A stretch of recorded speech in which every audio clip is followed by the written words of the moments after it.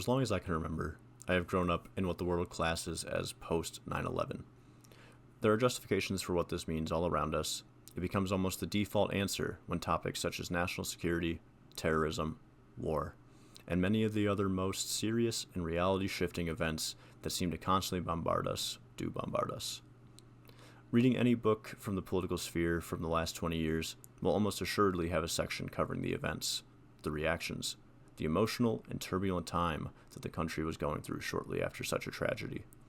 Never Forget has been attached to the hip of this event for as long as I've ever known, and while it may be comforting and a sign of national pride that all Americans in some way feel connected to this one time in history, there may be something to be said on the fact that with this scary situation always lingering in the back of the minds of growing American children, has the messaging been too reactive? Has the story lost its touch nearly 25 years later? Is there much to be gained by looking back on how this has shifted our nation and helped lead us to where we've gotten? Or is it better to be revered not as modern history, but instead as an instrumental point in the American timeline where things would never be the same? Was 9/11 an event that should be classified among Christopher Columbus's journeys, the Boston Tea Party, the passing of the 13th? Is it one of the building blocks and immovable stones in our history, which leaves us with long-standing and long-revered policy? While this may seem like an unlikely way to begin on the topic of political revolution and what leads people to actively stand up for their beliefs, I believe that setting the stage was such an immediate, recognizable, and verifiable event that drastically altered the feelings of the community and the solidarity of the American public mirrors the sentiment with which I hold that of January 6th, 2021, and how it has had and will continue to have impacts on the American public's view towards their government and their role in protecting what it is meant to uphold. I've always been interested in politics, intrigued by how every individual believes that they can be supporting the best positions and believe that their worldview may make everyone's world better, and yet there is so much divide amongst how best to accomplish this. How is it that people hold such absolutely opposite opinions on issues when both have the same end goal of creating a stronger country? What could possibly lead a person to not only believe what they think is true, but believe in it so much that they would get on TV for all to see and espouse their views for everyone to critique and ponder, with only the hope that some in the audience resonate enough with their messaging that they would be willing to stop everything they're doing and dedicate their time instead to these very principles? In the years after these events, and with much reflection, I think I may have found the answer. Before we get to it, however, let us take a reflection on a day which will forever live in infamy in the history textbooks, a day still contentious, whose shadow has wavered over the country and the candidate who perpetrated it throughout the entirety of their following presidential term, January 6th, 2021. On this day, a few hours after giving an impassioned speech to a crowd of thousands, which included lines like, "And if you don't fight like hell, you're not going to have a country anymore," was given by Donald Trump as a final call to arms to his followers. What started out as a peaceful protest in March quickly turned violent and deadly as masses of Trump supporters overthrew the Capitol building, breaking windows, looting, fighting guards, and making threats on active congresspeople's lives. All the while, as the chaos ensued, Trump himself was not there to fight alongside his sycophants. Instead, he and his team were on the phones calling politicians and members of their own party who hadn't pledged their support for Trump, claiming everything would be okay and could be stopped if they would simply do as asked. Trump advisors, staff members, even family members, came to him and pleaded to put a stop to the riots. Any word from him, the current president, could have stopped an assault on the government buildings and the government members inside, and yet he remained feverishly selfish and did not call for the riots to end. They rang on for hours, endangering many politicians and staff members' lives, as well as taking multiple, including some Capitol guards and some Trump supporters themselves. As he lost his own men to his own government, Trump sat idle, worrying about the next steps of his plan. The riot wasn't the end of it, it was simply the beginning, and one of the many moves which would congregate into a full coup attempt by the Trump administration after losing the 2020 election. that was only stopped by, of all people, Vice President Mike Pence. May we all thank God that he holds so much reverence for his position, allowing him to make the correct decision in not following the steps that would have led him to be an accomplice to the coup, and stopping the fake elector scandal in its tracks. Mike Pence will need to be remembered as one of the most important men in the history of democracy itself. It becomes time to stand up when one's core values are placed in the line of fire, when beliefs one has held true for as long as they can remember are not merely challenged but being infringed upon, when these beliefs that are not only yours but ones which you've been taught to be the backbone of American democracy are being forcibly obstructed, and when there are fellow Americans with whom you are meant to have an unspoken bond with are the same people taking these actions into their own hands. Perhaps there has never been a time in American history where things were as easygoing and compromising as the system is set up to allow. Or perhaps my education was vastly different than many, and I'm the one that's out of touch. But it's always seemed that the American democratic experiment is built upon the foundation that every man be created equal, with equal opportunity, and where those who are chosen to represent the people live self-sacrificial lives in pursuit of pursuing and protecting what is right. It is one in which an anti-slavery Northerner and a pro-slavery Southerner may sit down together in a forum and discuss, like civil men, the issues which allow both to believe that they can be right and strive to find ways to bridge the gap between themselves and their beliefs. While this example isn't perfect, seeing as the slavery issue was one which was unable to be solved simply with words, let it serve as an even more poignant example in pointing out the ideal on which the democratic experiment should aim to live up to. Government officials, politicians, the men and women in which the public gives so much backing and trust to, should aim to be as civil, reserved, and confident in their ideals and the ability for their rhetoric and policy to be the way to bring forward the changes necessary for these ideals. Government is meant to be unifying, guiding, and filled with men whose actions and words reflect these values. To this point, the government has many traditions and rules which historically have not been infringed upon. The titular example here being the peaceful transition of power between two presidents, a tradition which was not merely contested in this case, but revealed a full-blown conspiracy to overthrow the 2020 elections.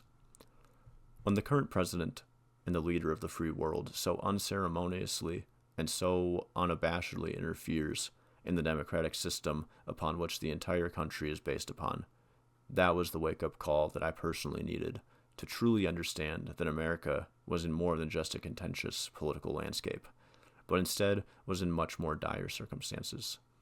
Something has changed as I've grown up, and the America that I was taught about and respected was not the America that was being showcased front and center for the world to witness. This was not how Americans ought to act. These orchestrators knew it, and they'd planned to take on the American political system from the inside, and they were convincing true, red-blooded Americans like me to do the dirty work for them.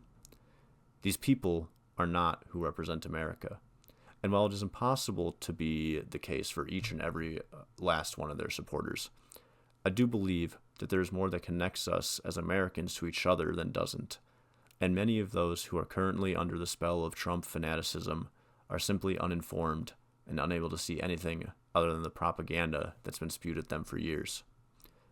While this may be the case, the injustices and the absolute absurdity of the attempted coup against the American government, which culminated on January 6th, not only for myself but for many others, will mark the day in which times officially changed. We may have already been in it, and unknowingly, but America was now in a time of crisis, and in need of a revolution not against a foreign party, but against the weaponized, sycophantic followers which claimed that they were fighting to make America great again, when in many citizens' opinions, America never stopped being great to begin with. It feels odd to be a left-leaning individual making the claim that America is so great and asking how the right could not see that. Nationalism and conservatism go hand in hand. Conservatism is more common in the South and the East of the country, the rural communities, the religious communities, and Southerners and Midwesterners are fabled as the backbone of America. And yet for the past decade, the rhetoric of the mainstream GOP has been that America needed to be made great again. If that's the case, when did America go wrong in the first place? And what values are we fighting for to seek their return? If you follow the propaganda machine that is the right-wing news sphere, the Democrats are pushing for communism and the rise of socialist policies like price controls, alerting the downfall of capitalism and the end of democratic elections as we know. As it was in the 1950s with McCarthy, the eternal boogeyman of communist influence has reared its ugly head as one of the main talking points for conservatives in the 2020s. Vague threats about the end of capitalism as we know it, the system upon which all of our industry has been built, will be stripped away and trashed for a utopia which supplies everyone with universal basic income and the end of work.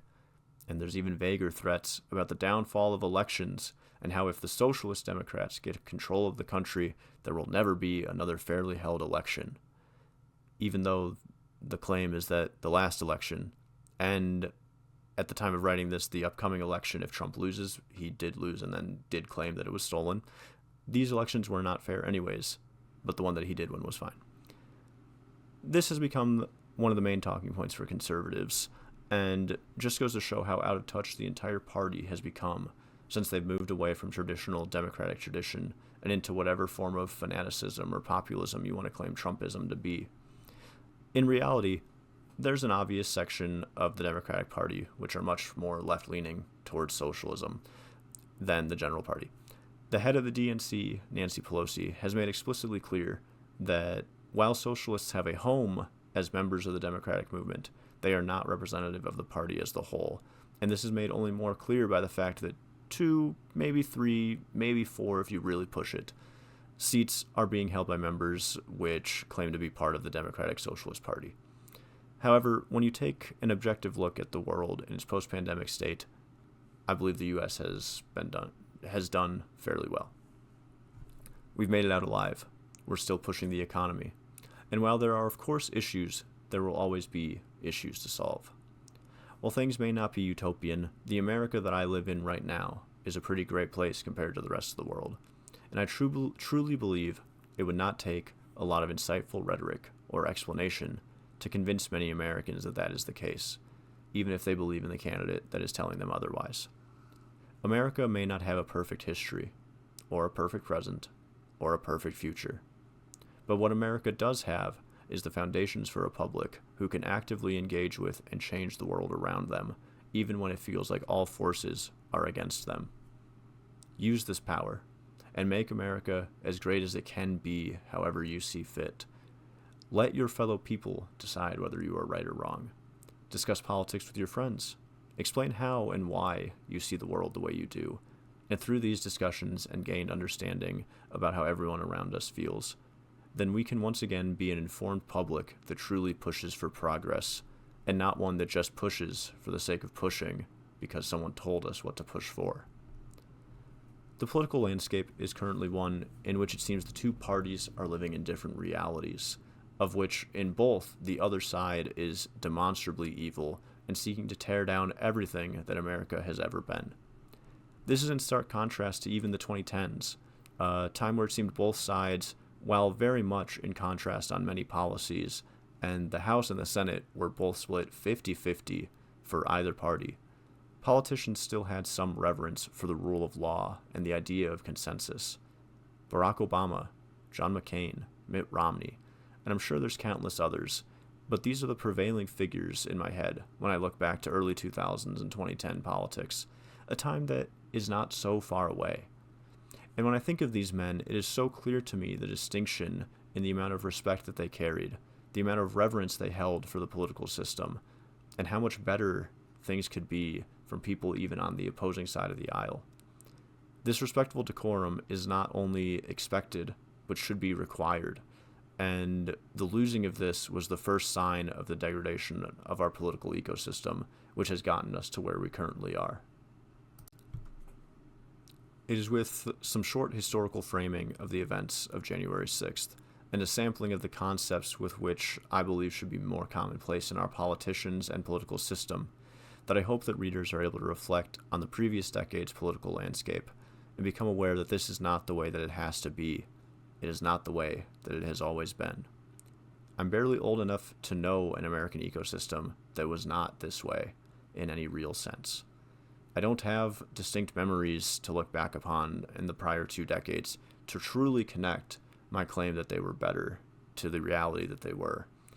But it feels like we've definitely lost something along the way, and the world could be how it was. Even if the pessimist in you believes that things were never really better, at the very least, you may be able to identify that wherever we currently are is too far in the opposite direction to ever be able to get anything critical done. The country is in crisis, not because it needs to be remade by one great leader, but because the public isn't aware of what it deserves and can do a whole lot better than it currently is. Let January 6th never be forgotten as the day when America cried out in pain, begging for democracy to prevail and to improve, and that the American public was ready to fight when that cry came.